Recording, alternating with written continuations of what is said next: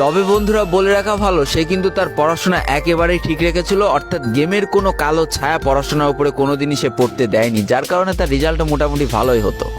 এতদিন পর্যন্ত পরিবারের সবকিছু ঠিকঠাকই ছিল, এবার আস্তে আস্তে পরিবারটা একটু একটু করে ভাঙতে শুরু করবে। পরিবারের সকলের সম্মতিতে পরিবারের বড় ছেলের সাথে পাশের গ্রামের একটা মেয়ের বিবাহ সম্পন্ন করা হয়। আর যেন বিবাহের কয়েক মাস যেতে না যেতে বড় ভাইয়ের পরিবর্তন লক্ষ্য করতে শুরু করা যায়।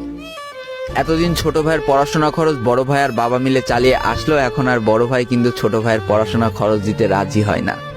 তবে তাতেও খুব একটা ফারাক পড়ে না, কারণ তাদের বাবা এখনো শক্তভাবে তাদের পরিবারটাকে ধরে রেখেছে, অর্থাৎ বাবা কিন্তু কৃষিকাজ করে তাদের পরিবারটা খুব সুন্দরভাবে চালিয়ে নিচ্ছিল। তবে বলে রাখা ভালো, হাতের 5টা আঙুল যেমন এক হয় না, পরিবারের প্রত্যেকটা সন্তানের মন মানসিকতাও কিন্তু এক হয় না। কিছুদিন পর বড় ভাই পুরোপুরি আলাদা হয়ে যায়, তার বউকে নিয়ে নতুন করে সংসার তৈরি করে। এমনকি একটা পর্যায়ে যে বড় ভাই তার পরিবারকে অস্বীকার করে দেয়, অর্থাৎ একটা টাকাও আর পরিবারে দিত না, সমস্ত টাকা সে নিজের সংসারেই খরচ করত।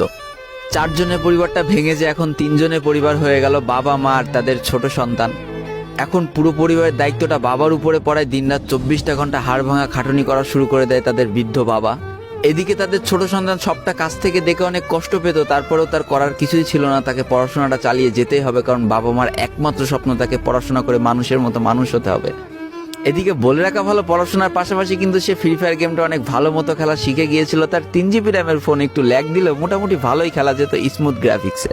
এমনকি সে আস্তে আস্তে টুর্নামেন্ট খেলাও শুরু করে, আর এখান থেকে যে টাকায় পেতো 50 টাকা 100 টাকা 200 টাকা যা পেতো সেই টাকাতে তার পরীক্ষার বই খাতা কিনতো, যাতে তার বাবার একটু কম পরিশ্রম করা লাগে, কম খাটনি করা লাগে। হাই রে, পরিবারের বড় ছেলে পরিবার থেকে আলাদা হয়ে গেল, আর ছোট ছেলে চিন্তা করছে বাবার কিভাবে কষ্ট কম করা লাগবে।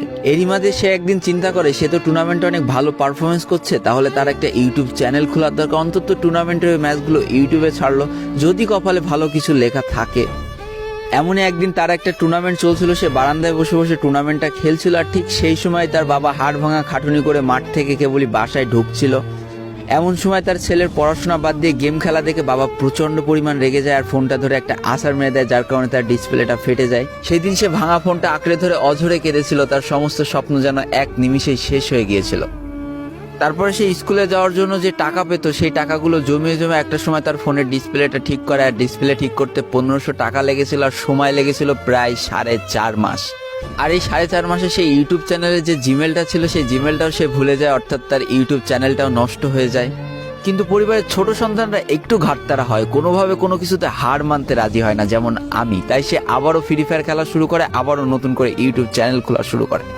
সবকিছু মোটামুটি ঠিকই চলছিল, পড়াশোনাও সে আগের মতোই চলতেছে, এইদিকে টুর্নামেন্টও চলতেছে, এইদিকে ইউটিউবে আস্তে আস্তে তার সাবস্ক্রাইবারও বাড়া শুরু করে, একটা দুইটা এমন করতে করতে। কিন্তু হঠাৎ করে তাদের পরিবারটা জীবনের সব থেকে বড় একটা ধাক্কা খায়।